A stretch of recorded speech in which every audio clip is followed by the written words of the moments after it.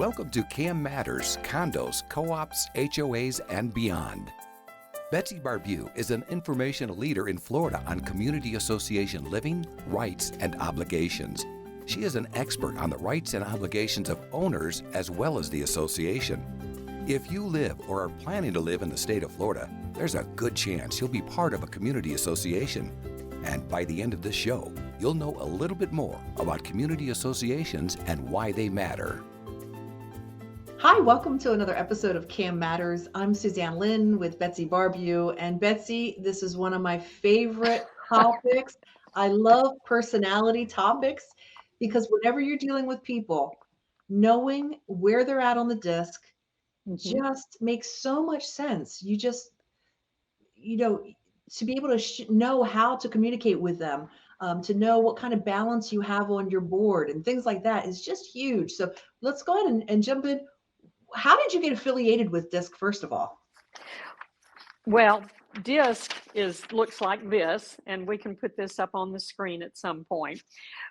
The DISC is a way to understand people's communication styles, and I became acquainted with it probably 30 years ago, and went to the training, and then went to more training and more training and more training, and ended up being a certified human behavior specialist, and could offer the assessments, could present the workshops, and I can do workshops that focus on sales or stress or parenting or just team building, how to make decisions, what kind of job are you suited for, so we could talk about careers. There's so many applications once you understand the communication styles, and they relate to loosely the parts of your head. And so some of us communicate more from this part or this part or this or this, and once you know your style and learn the other three styles, it's fairly easy to pick them out of a crowd, and it's fascinating on a board. I'm just gonna make a hard left turn here. I saw one time someone said that if Archie Bunker really wanted to communicate with Edith, he would have learned how to speak dingbat instead of criticizing her for being a dingbat. And I think that's so relevant with this, because you don't find out somebody's personality type to label them and say, oh, you're such a D. That really gets on my nerves. It's, oh, because you're a D, I need to give you information in this manner. It helps us to understand how to be heard and how to hear other people. Right. And what Suzanne has referred to is our dominant, determined, demanding, decisive, doer part of the brain, the D. We're using D words. And again, we're not using it to label you, to beat you up with it. It's to help understand that this is a fast-paced decision maker person. They're focused on the task. Hurry up and let's get it done. They don't take no for an answer. They don't like going slow, and they don't like waiting for other people to make decisions. And once you realize that about that person, you won't maybe criticize them for being impatient. Right. Because patience is not a virtue for them. Right. They move quickly. And quite frankly, we need people in society, in different parts of society, different parts of the business world, that make quick decisions. You can't have a fire and have 10 people sitting around wringing their hands going, what do we do? What do we do? What do we do? We need a decision maker saying, do this, go here, go there, get that done. So there's healthy and there's unhealthy, or do you call them good and bad? Well, the strength of the D is what, and the bad of the D is what? And I don't know that, well, we could be silly about it and call it the good, bad, and ugly. Right. But you can take a strength and push it too far, and it becomes a weakness. It becomes a limitation. So if you are a dominant, determined person, you can push it too far and become angry when other people don't agree with your pace or your point of view. And you can push it even further and become cruel and abusive. Oh, wow. And now we're to the call the police part. Okay. Okay. So And you can take a strength and push it too far. And the other thing, the reverse of not wanting to label people or use the descriptions to beat them up, I also don't want that person using it as an excuse to be mean. oh, sure. Sure. Instead of just say, well, that's just the way I am. Yeah. No, you've moved to good, bad, ugly. Right. Right. Right. I love that. Do you feel like we did a good job talking about the D? Are you ready to move on to the I? Well, we can move on, and then we'll come Okay. back around if we have time. Sure. The I is our front right brain communicator. This is our influencing, inducing, interactive, impressive, interested in people person. They have never met a stranger. They remember everybody's name. They remember a story about everybody. They'll remember your birthday, your favorite color, where you go on vacation, the names of all your children, your grandchildren, your great-grandchildren, your pets, every house you've ever lived in. It is amazing the volume of meaningless, useless information that they can Wait a store. minute. Wait a minute.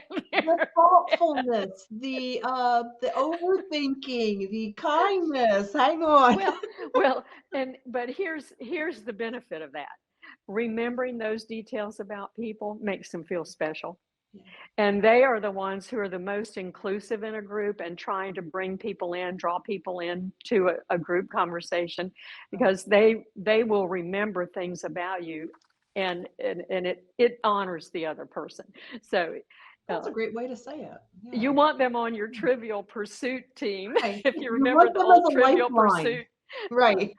If you remember the old game, you want them on your team because they know a lot of trivia. Interesting.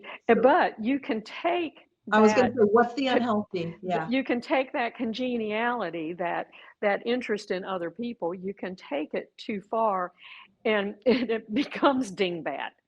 Uh-huh. And there is some type of perception of illogic, that you didn't think this through, Mm-hmm.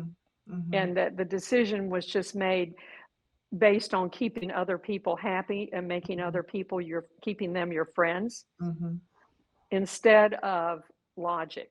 And Mm-hmm. so there is a perception that was not a logical decision. It was more of an emotional, I want them to keep liking me. It's Mm-hmm. more of a me decision. Mm-hmm. I could see it also going into gossip and Mm-hmm. that kind of area. Okay. Absolutely. So the S. Then the S is the back part of the brain, and this is our more reserved, slower paced, people-oriented part of the brain. They like people, but they like them more one-on-one. Where the front part of the brain, the people-oriented there, the more people, usually the better. Okay. They're stimulated by groups of people. The person who's more communicative back here is our steady, stable, supportive, sensitive, sweet, and more shy person. They're shy until they get to know you. Okay. But they're the ones that you will most likely remember as your childhood friend that you still stay in touch with, and they know every deep, dark secret that you have, and they've never told a soul. They will go to their grave with your secret. Loyal. They have great big shoulders. They're the ones that'll go, poor baby, and they have an innate ability to sympathize. And you know that your secrets will stay safe there. And they're ugly. The ugly side of the S. Oh, the S isn't ugly. No, the downside is that they are taken advantage of. Oh. They believe the best in people. They believe that people are good. So they don't see when people take advantage of them, and they get suckered out of their time, their emotions, and their money. And they'll give people money who have no business giving money to. They don't think it never occurs to them that people are users, and users will find these people. Wow. And the C. The C is our cautious, calculating, competent, critical, analyst, careful person. Their motto is measure twice, cut once. They don't like making a mistake. Okay. They don't like wasting time. They don't like doing things over again. Let's do it right the first time, which means they might ask a whole lot of questions before they proceed, before they make a decision, or before they move forward on a task, because they want to do it right, which can annoy people. Because if you think about the D, who wants to hurry up and get it done, and the C is saying, well, what about this? What about this? What about this? And if we do it this way, it's going to go bad. C may have just saved a lot of money, a lot of hurt feelings, a lot of. I'm hoping that the C is your safety supervisor, or your accountant, or your attorney, because they're going to be the ones to keep you out of jail. Nice. And the unhealthy part of C? The unhealthy part of the C is they appear to be naggy and picky and critical. They see things that can go wrong. They have the ability to project out into the future of this course of action. And so they'll warn that this can go wrong, and that comes across to everybody else as negative. Okay. So we've got the DISC, and then it's broken down also between outgoing, reserved, people, and task-oriented. Let's take a break and work on that segment. Okay. I'll be right back. Are you ready for a new career? Do you have skills or interest in management, real estate, construction, maintenance, accounting, strategic planning, project management, budgets, human resource management, lawn and landscaping, pool services, or any other expertise needed to operate a community association? If you do, community association management could be for you. For more information, feel free to email Betsy at betsy@floridacamschools.com or visit the Florida Cam Schools website at www.floridacamschools.com. Florida Community Association Management continues to grow. Career opportunities abound. Welcome back to the show. We're glad that you're here. We're talking about the DISC assessment, DISC personality types. And Betsy went through, I don't know how you keep it all straight, the DISC. But in addition to that, there's outgoing, reserved, people, and task-oriented. Would you talk about those four categories? Well, they relate. The front part of the brain is our outgoing part of the brain. It's the part of the brain that wants to move quickly and make decisions quickly. The back part of the brain is the part that kind of sits back and kind of thinks and slows down and thinks things through. Then we have the people-oriented side of the brain, which is the right side of the brain, is our people-oriented, and the task-oriented is our left side of the brain. So when you put those four halves together, you've got four pieces. Then you've got the task-oriented, fast-paced person, the D. You've got the fast-paced, people-oriented person, the I. You've got the slower-paced people person, the S. And you've got the slower-paced task person, the C. Now, slower paced doesn't mean slower in moving or talking. It means slower in decision making when it's new decision. The back-brained, slower task or people-oriented can make fast decisions if it has become a habit, if it's something that they already know about. But if it's new, they're going to put the brakes on and slow down before they make a decision. Well, I mean, look, there's so many DISC resources you can go to. I want to start diving in. How does this apply to community communication? I guess we'll just call that. Well, and that's a good question. And let me just pause here for just a second and say that for the Yearly Educational Summit 2023, that will be in August, this will be day one for the managers class. They will be doing their own self-assessment to determine how much D, I, S, and C they have in their head and which one they use more. And then we're going to be talking about this pretty much for the whole day on day one in the summit. So they'll get a dose of this it's important in the fall. Yeah. On the board, you're going to have a combination of people that are stronger in one of these 4 areas than the other.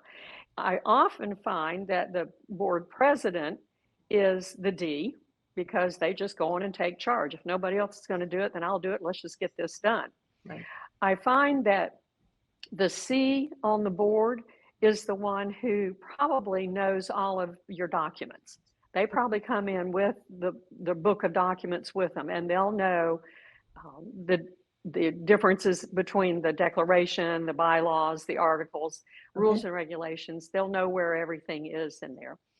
The S is probably the one that says, just tell me what you need me to do and I'll do it. Okay. What I find, and it's just a loose sampling, not anything scientific or that I can document on paper, but I would say that the fewest communication types on the board would be the I. The I is going to likely run for the board. Me, choose me. But then when they realize that they're going to get yelled at all the time, they resign. I don't think there are as many I's on the board as there are the others.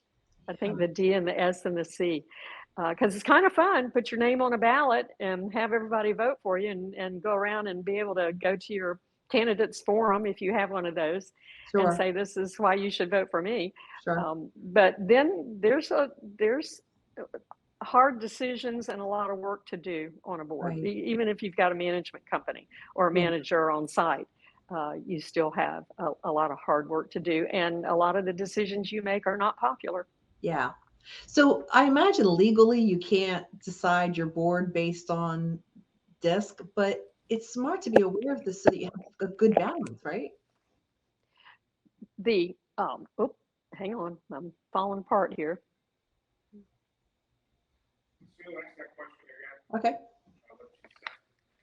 So Betsy, I'm sure like legally you can't make people who are running for the board, take the DISC assessment. But, wouldn't that be nice? but it makes sense that the personalities and what kind of balance you have on the board. Right. You're not going to get board members to take an assessment, and it's a self-assessment, so it's not like a psychological evaluation where somebody else is rating you. This is you rating yourself. Right. But for a manager or other educated board members who want to take some time to learn this information, if you know the communication style of the other board members, you know what type of information they need to make a decision. We have a tendency to give information to other people the way we want it given to us. So true. And we need to realize that there are 3 other ways of giving and receiving information besides yours. So the D, to give information to the D, they just want the bottom line. How much does it cost? Right. I want to if they want real quick. I had a boss that was a very high D, and he would say things to me, the I, who wanted to talk things out and expand and talk about our feelings and turn off the football game or whatever was happening to talk about feelings. My boss would say, get to the point. And I just said one time, that hurts my feelings, So huge difference. Yes. Can you imagine if you're on a board or you're a manager and, how tough that could be? Yes. And the I, to your point, the I would like to have a little chitty chat. Right. Can we just have, how was your weekend? How are the kids doing? How's your new puppy? Or something, the I likes that personal conversation, and they like face-to-face better than on the phone. I mean, they'll use the phone, but if they can be around other people and actually have that face-to-face, because they really like to look at your facial expressions. Right. And they like it when you do this. The eye, if you keep nodding to the eye, they'll keep talking Then forever. we just eat it up. Yeah. Yeah, they'll talk forever. Yeah. So when you're talking with the I, there needs to be some animation, enthusiasm in what you say. They don't respond at all to deadpan face and no enthusiasm in your voice. Mm-hmm. They don't respond well to that. The S is, again, people oriented and is probably sensitive to the needs of the other people in the community. They're going to be the ones who have the hardest time understanding that you do not represent the wishes of the people. You do not serve a constituency. They're going to be the ones who have the harder time with that, because they are focused on the feelings of the other people and the decisions that the board makes, the impact that will have on people. So high empathy. Mm-hmm. They'll be empathy, real high empathy, and they'll be worried about that. Mm-hmm. And they're the ones, if they do speak up, are the ones who'll disagree with what I just said. That you don't. They think they do represent the people, and they think they do have a constituency, and you don't. Right. And again, the C, just to kind of round it out. Yeah, the C needs data. Don't give the bottom line to the C until the end. The C wants to see all of the paperwork, wants to see the research, wants to see the contract, and want to read the warranties. What are the specs on the paint? Whatever your contract is for, if it's for paint or something. How thick is the paint going to be? Who's going to measure it? So they want the details. And reading through the 14-page proposal is not burdensome to them. Right. And then they will want to compare. They will want time to analyze. So where the D is wanting to hurry up and make a decision, the C says, I need to see all of the background information. I want to read all the small print. I want to read all the small print. Yeah. Betsy, why is it important? I mean, I not just for board members and managers, but I mean, just in life, to be able to communicate better. I mean, what are the advantages of just doing a brief disc and getting an idea of who you are and maybe who you're married to or who your boss is? Well, to me, the advantages, the benefits are obvious. You should have better communication and better understanding and better decision making. Think about a decision having 4 pieces. When the D has said this is what the decision can be to make it move forward, and the I says, and this is how we're going to all get together, have a little fun while we do it maybe, and get a project done, and the S says, I'm going to create the systems. These are the systems that are needed to get this project finished. And the C is doing the troubleshooting. What on earth could be wrong with that decision? That's a beautiful community picture.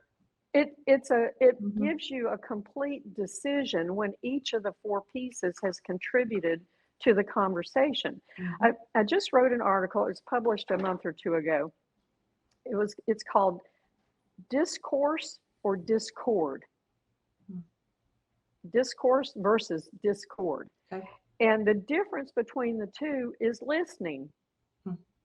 The difference between the two is listening. You can have conversation that is meaningful and impactful and has a good result if you listen to each other. But the discord comes from arguing and talking over each other. And the only difference, the real difference is listening. And one of the things that I said in the article was listen so that you can ask the next question of related to what the person just said. Not a badgering question, but a question that expands your understanding of where they're coming from. And this takes time. Most of the time when we listen, we are thinking of what we're going to say next. And we'll interrupt the other person, like you and I interrupt each other all the time. All the time.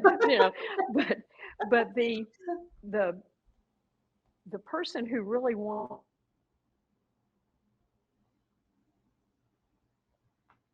question that's brewing in there. Hey, And I Betsy, do you want to start that? You want to start that over again? Because you went out for about 5 seconds. Yeah, I went out too. My computer ran out of batteries here, so I'm getting back. Okay. You guys can go ahead and start it over again. Just Okay. keep going. Just that last thing you were talking about. How we talk over each other. The ear pods are out now. The ear pods stopped working. I can't get them in. I know the They battery went out of the ear pods. They Okay. quit. They Well, I quit. think we're almost at the end of this anyway. Can you hear Betsy? If I put these away, can you hear Yeah. Betsy now? Yeah. Can you hear me? Yeah. You can Okay. still hear me? Okay. Oh, yeah. Just pick up that question. So you were just talking about how we often talk on each other and just listening to each other. Yeah. Just like you and I will talk over each other. Right. But we have a different kind of relationship. But that's what a lot of us do, is talk over each other, because we can't wait to say what we want to say, instead of waiting until the other person finishes and then asking them a question that will amplify, clarify, expand our knowledge of them. We're asking questions to learn about them and their line of thinking, not for them to learn about me, but for them to learn, for me to learn about them. I relayed a conversation that I had with my mechanic, Roger. And Roger had my car for the day, and he brought it back to me to the office. And his partner, mechanic, was waiting out in the car for him, and I didn't know that. So Roger came in and was telling him about my car. And I remembered that Roger liked to hunt. And so as he was turning around to leave, I said, "So have you been hunting lately? Or you have any trips planned?" Well, he turned around and just beamed and was just smiling. He said, "Yes, and I have a friend in Texas, and he has invited me and my son and my grandson, and we're going to go out there on this 1,700-acre farm and hunt." And I said, "Deer?" And he said, "Yeah, not only deer, but they have turkeys, and they've got all these," I don't know what he named, but you would not believe how excited he was. And I felt like he was kind of honored, I guess might be the word, that I remembered that he liked to hunt, and that I took just a minute to ask him. And then he went on about it, and then the question I asked was, "Deer?" That was all I said. And he knew what I was saying, like, what all are you going to hunt? And he Right. And I asked another question or two and kept him talking. I was going to see how long I could keep him talking. And then he said, "Oh, Mike's out in the car waiting to take me." Oh, That's funny. He was being, I didn't know that Mike was waiting for him. Yeah. And as he walked out the door, he says, "By the way, no charge." Nice. And I'm not relaying that story to say anything about myself. It's just an example of how somehow I paid attention, who knows when, Right. sometime going into the shop, that he liked to hunt. And that's all I did was ask him about hunting. Yeah. People care when they know that you care. You met him on an emotional level and connected with his heart, and something that was others focused, not self-focused. And that would take us so far in every aspect of our life. So we're going to go ahead and wrap up, but I've really enjoyed the disc. I hope that, if you're watching this, will you rate the show? That makes a big difference for us. More importantly, share it with someone. For this particular show, Betsy, I'm going to say you don't even need to be in the community area Industry. industry to make this really worthwhile. I mean, as a boss, as a family person, as just a good human being, like you said with the mechanic, just meeting people on the level where communicating how they like to is just a really good thing. So I agree. yeah. Well, thank you for joining us, and we will see you on the next episode of CAM Matters. you. Thank you for listening to CAM Matters. Be sure to subscribe so you don't miss any future episodes. For more information, feel free to email Betsy at betsy@floridacamschools.com or visit the Florida Cam Schools website at www.floridacamschools.com. Information provided on this show is general in nature and does not constitute legal advice. Please contact a licensed attorney for your specific situation.